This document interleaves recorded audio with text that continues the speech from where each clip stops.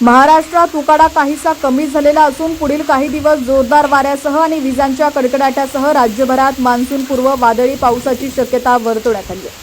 मान्सूनपूर्व पडणाऱ्या पावसामुळे नागरिकांना उकाड्यापासून काही प्रमाणावर दिलासा मिळणार आहे। दरम्यान मान्सून केरळच्या उंबरठ्यावरती असून पुढील 2 दिवसात त्याचं आगमन होणार आहे।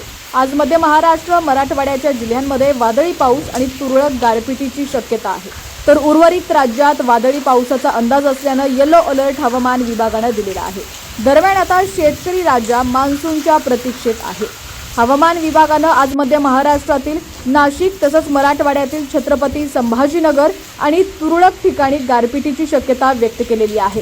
या पार्श्वभूमीवर संबंधित जिल्ह्यांना येलो अलर्ट जारी करण्यात आला आहे। याशिवाय राज्यातील इतर अनेक भागातही मेघगर्जनेसह वादळी पावसाचा अंदाज असल्यानं नागरिकांनी आणि शेतकऱ्यांनी सतर्क राहण्याचे आवाहन करण्यात आलेले आहे।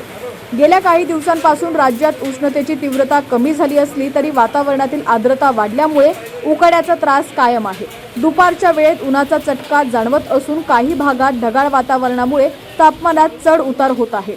देशभरातील शेतकऱ्यांचं लक्ष लागून असलेल्या मान्सूनच्या केरळमधील आगमनाचा अंदाज मुहूर्त काहीसा लांबलेला आहे। भारतीय हवामान विभागाच्या माहितीनुसार अरबी समुद्रात ढग दाटून आलेले असून मान्सून केरळच्या उंबरठ्यावरती येऊन ठेपलेला आहे।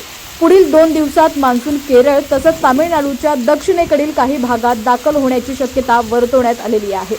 यंदा मान्सूननं अंदमान निकोबार बेटांमध्ये 16 मे रोजी वेळेआधीच हजेरी लावून दमदार सुरुवात केली होती। त्यामुळे केरळमध्येही तो नेहमीपेक्षा लवकर म्हणजेच 26 मेच्या आसपास दाखल होईल असा अंदाज व्यक्त करण्यात आला होता। मात्र वातावरणातील बदलांमुळे त्याच्या पुढील वाटचालीला काहीसा उशीर झाला।